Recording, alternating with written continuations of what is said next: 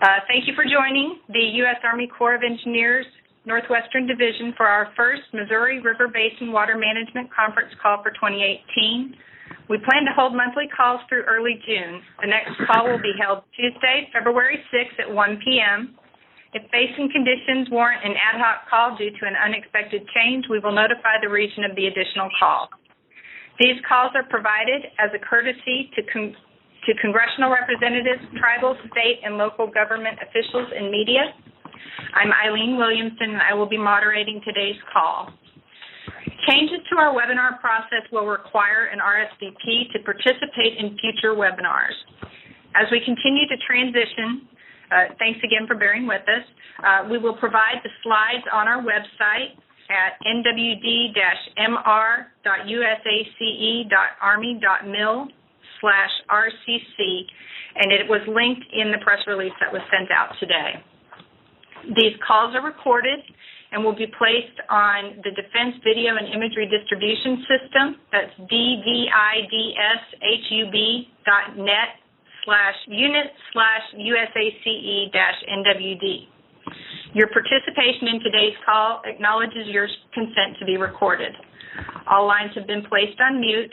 To unmute your line to ask a question, press *6. And be aware that the forced mute function doesn't work on all phones, so if I ask you to, please place your phone on mute rather than on hold. For the convenience of our media representatives, the final slide includes each speaker's name, title, and contact information.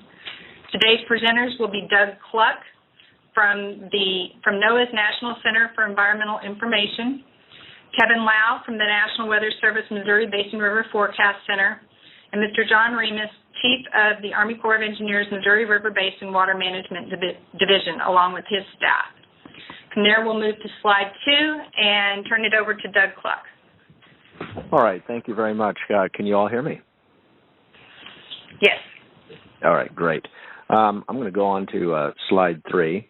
First of all, thanks for the Corps for inviting NOAA to this call. I'm going to be presenting, like I have in the last few years, maps of the current situation as well as the outlook for the Missouri Basin specifically, and talk about several of the climate aspects of that.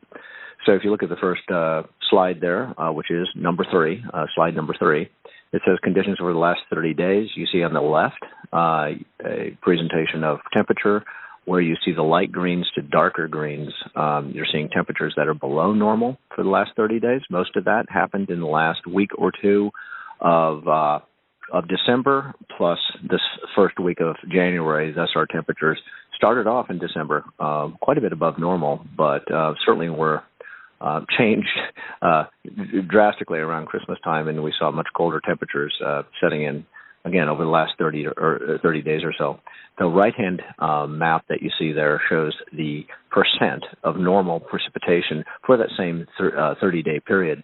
Where you see purples and blues and a little bit of green, those are above normal conditions. Now, I will point out that this is not a very high precipitation time of the year unless you're in the mountains. So some of the mountains in Montana, for example, and Wyoming have seen considerable snowfall. We'll talk about that a little bit later. But as you go sort of to the east there, east of eastern Montana and such, there are still places that are having above normal precipitation, but in some cases 200% of normal. As you sort of transition further east and south, you see that there's large areas of the basin that have a deficit, if you will.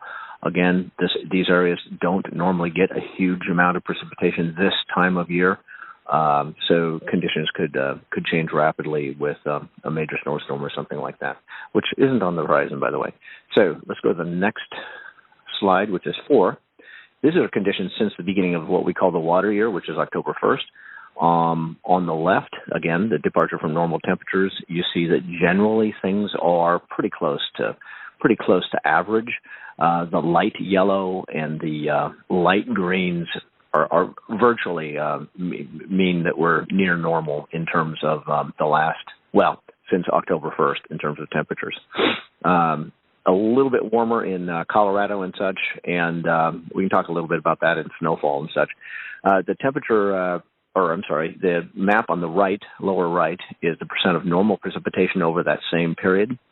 We see some pretty large areas of red and brown, so those are precipitation deficits, and these are a little bit more important since we're talking about a much larger span of time, and you would hope to recover at least from some of the drought issues that we've had over the last year in some of those places, especially in the Dakotas. Also now starting to see some of that picking up in places in Colorado, in western Kansas and southern Kansas.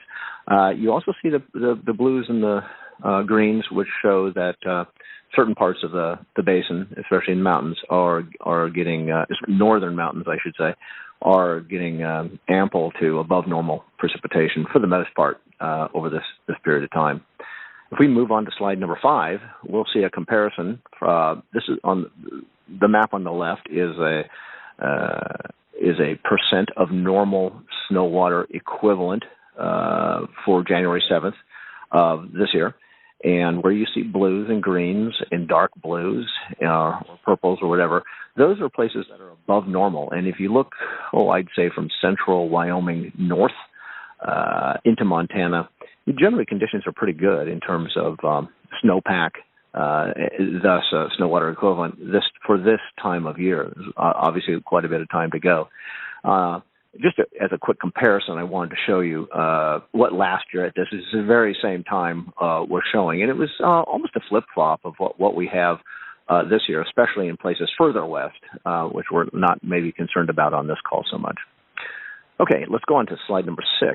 This is the Plains snowpack as it stands as of January 7th, so day before yesterday.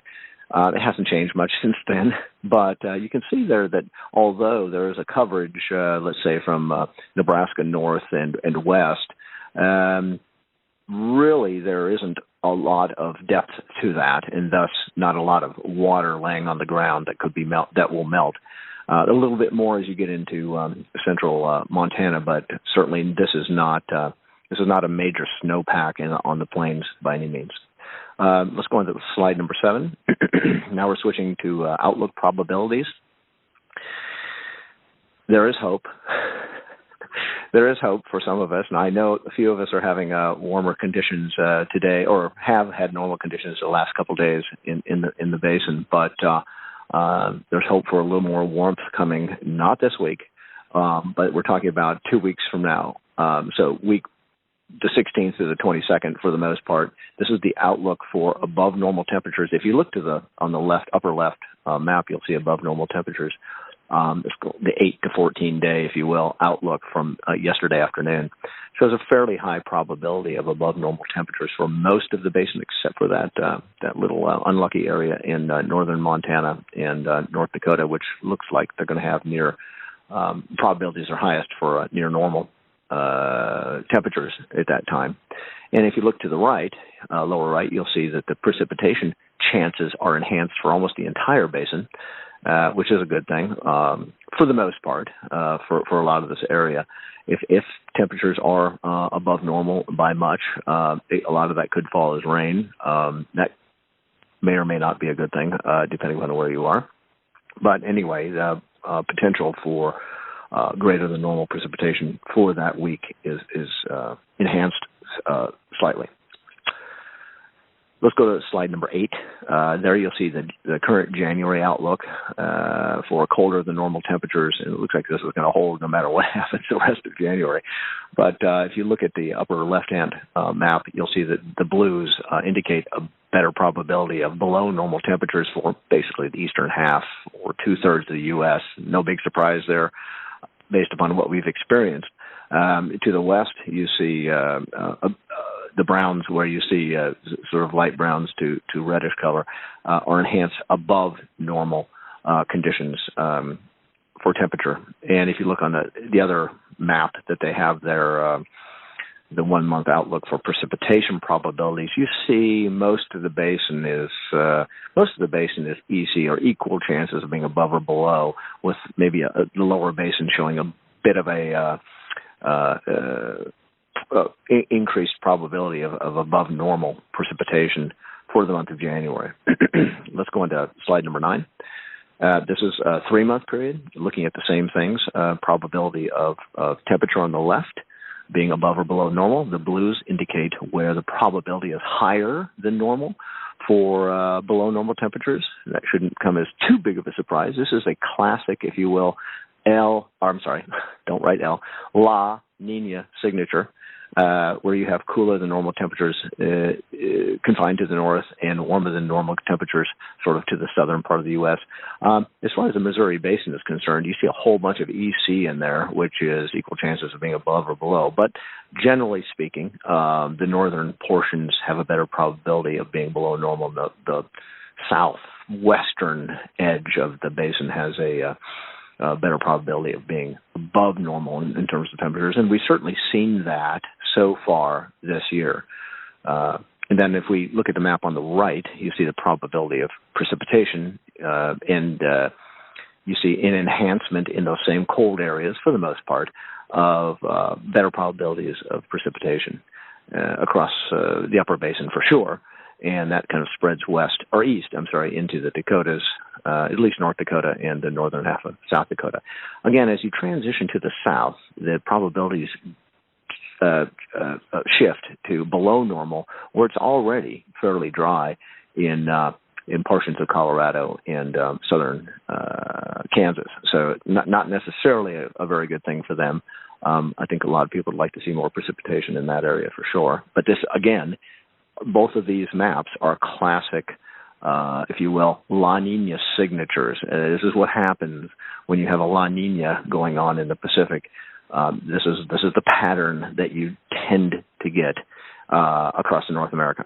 Okay, so yeah, we'll go to the next slide, and I have to apologize. The upper left, or next slide, which is slide 10. I guess you can get there.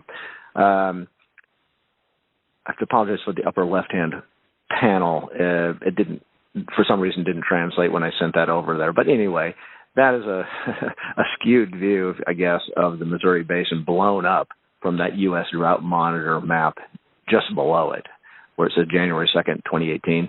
I'm just showing you that drought does continue. It's we can't see Kansas, but certain parts of Kansas and Colorado are getting somewhat drier. There is actually some relief, and you'll see that in this week's drought monitor, which comes out on Thursday morning. That's going to be shown in Montana and such, so that D3 is likely to be reduced by one category, and the areas around that also will be reduced as well by one category. So things are getting better in Montana, not so much in the Dakotas yet. We'll see. We need more precipitation in those areas. And there's the final map there is on the right is the seasonal drought outlook, shows that sort of area in very eastern Montana and the Dakotas not predicted to improve, whereas places a little bit further west are predicted to improve, at least slightly over the next, I guess that's 3 months to the end of March. And let's go on to slide number 11, and this is my last slide. The current conditions, we are in a La Nina situation that results in some of the outlooks being the way they are, cool north, warmer to the south, in terms of probabilities of being above or below normal, and then wetter also to the north and west and across the north, and drier actually to the south and southwest as far as the Missouri Basin goes. Plain snowpack is widespread but relatively shallow. Mountain snowpacks average to above average, especially in Montana and Wyoming. But if you go south in Colorado and southern Wyoming, there's somewhat of a dearth of snowpack, especially in the Colorado area. Predictions: La Nina wilt does tend to fade to neutral in the spring. That won't really affect us too much, but those conditions will change.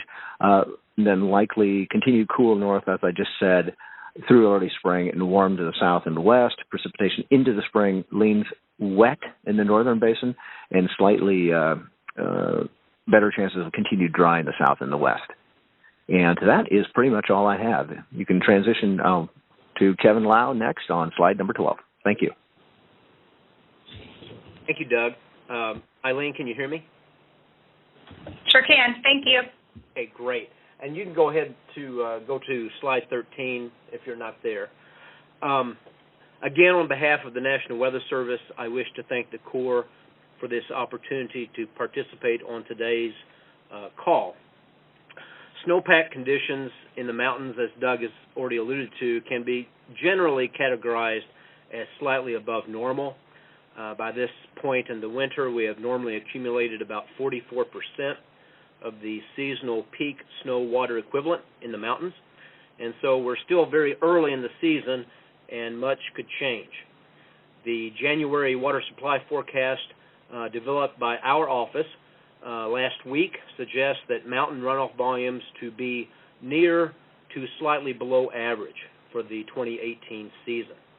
For the Missouri River Basin above Fort Peck, the Yellowstone Basin, and the North Platte Basin, the 2018 runoff volume is expected to be near average. The Milk and the South Platte Basin runoff volumes are expected to be slightly below average. As Doug has already mentioned, plain snowpack is very widespread, but is also very shallow. The only appreciable plains snow is found in eastern Montana, and their snow water equivalent values are generally less than 2 inches. Again, though, we're still early in the season, and much could change over the next couple of months in the plains. Generally speaking, it's been a warm and dry fall across the Missouri Basin, the exception being Montana and portions of Wyoming, which have received above normal precip during the past 90 days. The bitter cold of the past 2 weeks have resulted in ground temperatures going down. However, given the dry fall, it's uncertain as to the degree to which frozen ground will play a part in enhancing spring melt runoff production. The warm and dry fall will probably help to reduce the chance or severity of springtime flooding over much of the basin.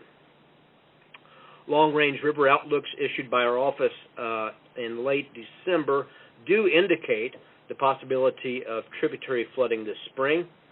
Rivers likely to experience some level of flooding include the lower reach of the North Platte River in Nebraska, the Floyd, Rock, and Little Sioux Rivers in Iowa, the Big Sioux in South Dakota and Iowa, and many of the smaller tributaries in eastern Kansas and in the state of Missouri. However, springtime flooding in the lower basin is primarily driven by thunderstorm activity and is typical. Ice jamming has been reported along the Gallatin River in Montana, the Wind River in Wyoming, and the North Platte River in Nebraska. I'm sure there's been many other instances as well, with rivers being frozen all the way down into the state of Missouri due to the bitter cold of the past 2 weeks. However, our office has not received word of any significant impacts due to ice and ice jam formation within the Missouri Basin. Ice jamming is not uncommon, and we will continue to monitor the rivers for its occurrence as we move into later winter and early spring. The National Weather Service will be issuing its first official spring flood outlook on Thursday, February the 15th, and that will provide the first official National Weather Service quantification of flood potential for this spring. Thank you, and this concludes the National Weather Service Flood Potential Brief. Thank you, Kevin, and thank you, Doug. We'll move to Mr. John Remus, Chief of the Missouri River Basin Water Management Division, and he'll provide our update. Thank you, Eileen. Hello, everyone, and thank you for joining us on our first Missouri Basin Outlook conference call for 2018. I'm John Remus, Chief of the Missouri River Basin Water Management Division. For those of you who may not know, Jody Farhad is retired, and I'm her replacement. While I'm new to this office, I'm not new to the district, or not new to the basin. I've been working with the Missouri River Omaha, or the Omaha District Hydrological Engineering Branch on the Missouri River for about 32 years. This effort here is a follow-on to the post-2000 flood, where we committed to doing better communications with Congressional delegations, states, tribes, and stakeholders, and this call is just part of that. Flood control remains our primary consideration as we move into 2018. Runoff above Sioux City, Iowa in 2017 was approximately 116% of normal, and all of the flood Water stored in the annual flood control zones of the reservoirs is being evacuated in preparation for the 2018 runoff season. Just to remind everyone, floods can and will occur regardless of basin or reservoir conditions. This includes ice-induced flooding during the winter and flooding due to spring and summer thunderstorms, particularly along the lower Missouri River, which cannot be mitigated by operations of the main stem reservoirs. In late December, we posted the final 2018 annual operating plan on our website. In it, we describe our planned operation of the reservoir system under a wide range of runoff conditions.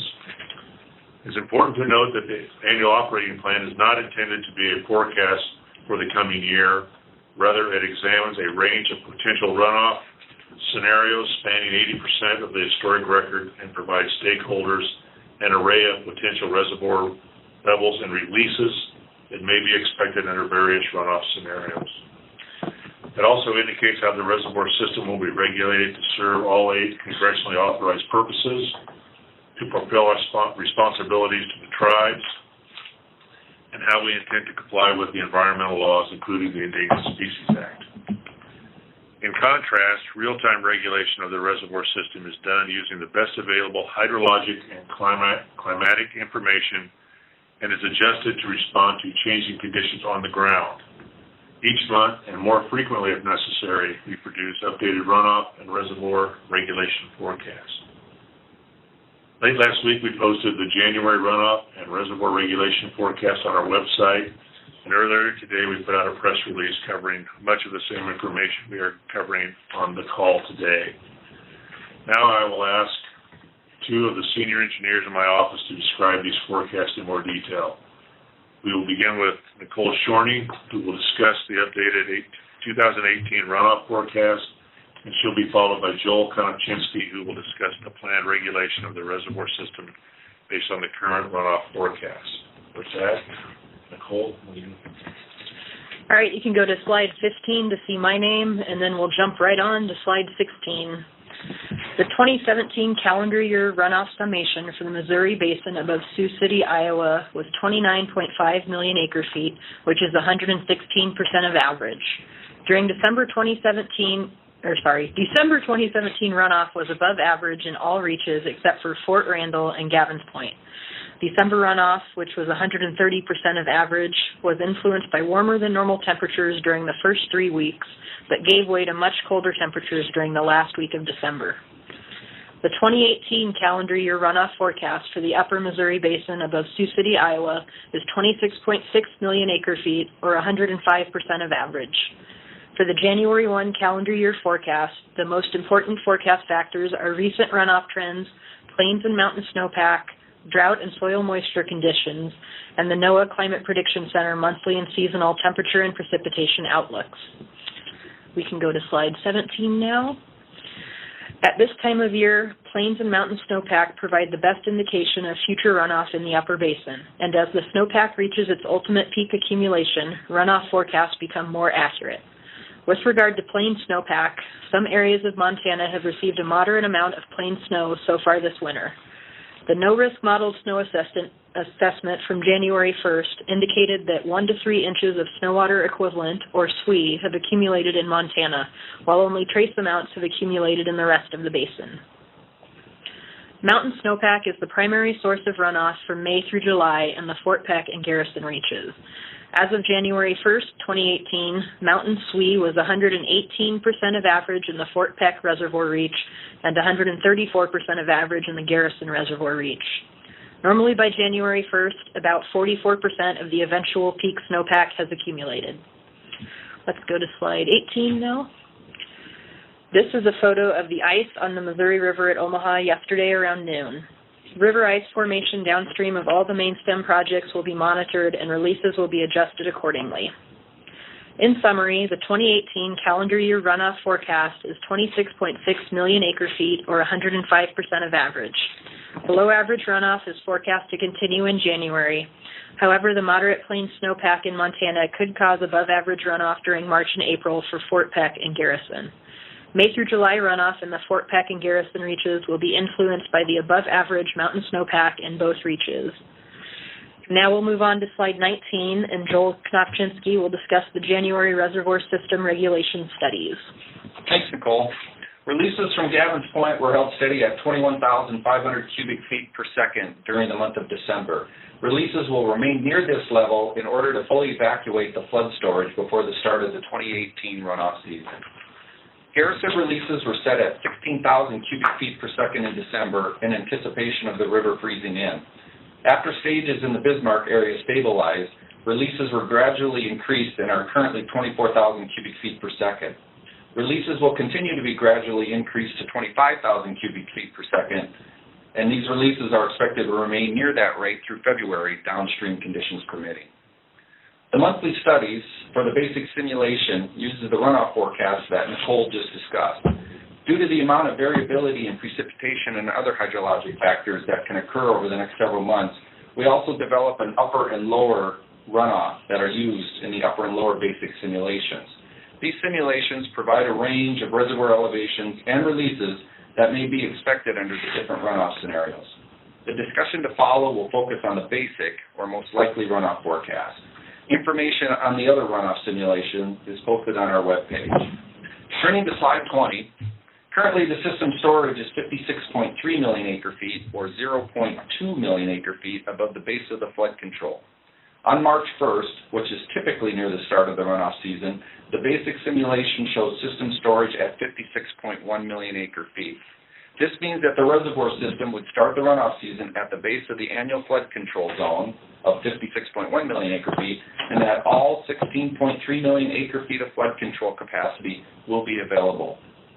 Moving on to slide 21, and looking at the upper three reservoirs, currently Fort Peck and Garrison are 1.8 and 2.4 feet above the base of their flood control pools. Oahe is 1.4 feet below the base of the flood control pool. All three reservoirs are forecasted to be at the base of the flood control pool by March 1st. Now to slide 22. The service level is used to determine releases from Gavin's Point Dam to support navigation and to help provide an 8 to 9 foot deep navigation channel downstream. The navigation service level at the start of the navigation season is based on the March 15 system storage. Under the basic simulation, we would be providing full service flow support for the first part of the navigation season. Full service flow support is designed to provide a 9 foot deep navigation channel. For the full service level on the basic simulation, Gavin's Point monthly average releases range from 21,000 cubic feet per second to 32,000 cubic feet per second. The service level for the remainder of the navigation season and the navigation season length are based on the July 1 system storage.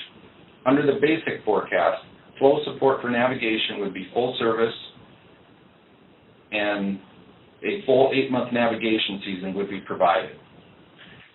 Energy generation at the main stem dams in 2017 was 9.5 billion kilowatt hours. With normal reservoir levels and releases, we would expect generation of approximately 9.3 billion kilowatt hours. The forecast for 2018 for the basic simulation is 10.1 billion kilowatt hours.